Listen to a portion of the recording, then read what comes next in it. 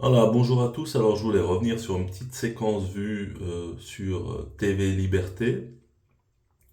Donc, le journaliste Éric Morillo félicite son confrère Geoffroy Lejeune en lui marquant respect à Geoffroy Lejeune pour sa franchise dans Bistro Liberté sur TVL officiel.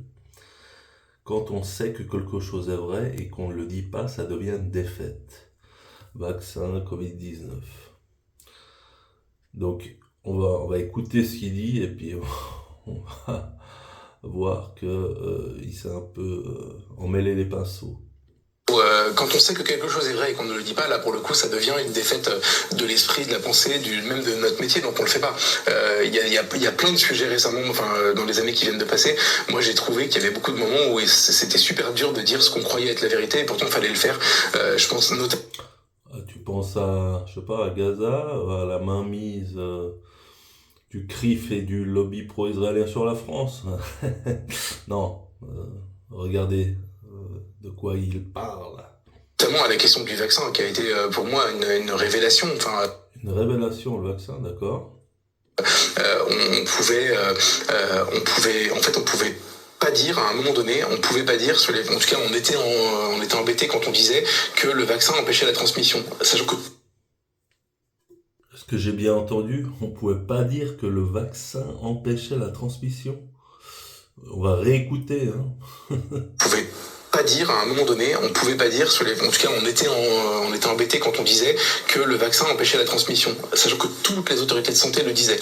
Et quand on Bah non, en fait, on pouvait pas dire que le vaccin n'empêchait pas la transmission, hein. On pouvait pas dire que le vaccin était inefficace, dangereux et tout ça, mais bien sûr que tous ceux qui disaient que le vaccin empêchait la transmission étaient promus et avaient aucun problème.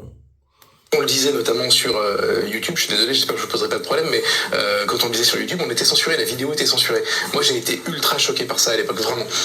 Et donc, je pense que dans ces cas-là, il faut le dire quand même les choses et puis payer le prix, en fait. C'est malheureusement, je veux dire, on n'est pas Solzhenitsyn non plus, on finit pas en prison au goulag.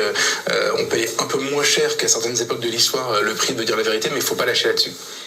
Bah, en fait, au-delà du lapsus, hein, parce que je pense qu'il s'est embellé les pinceaux, il s'est trompé, c'est un peu un aveu de lâcheté, hein, de se déclarer résistant en 1946. D'ailleurs, c'est ce qui revient un peu dans les commentaires.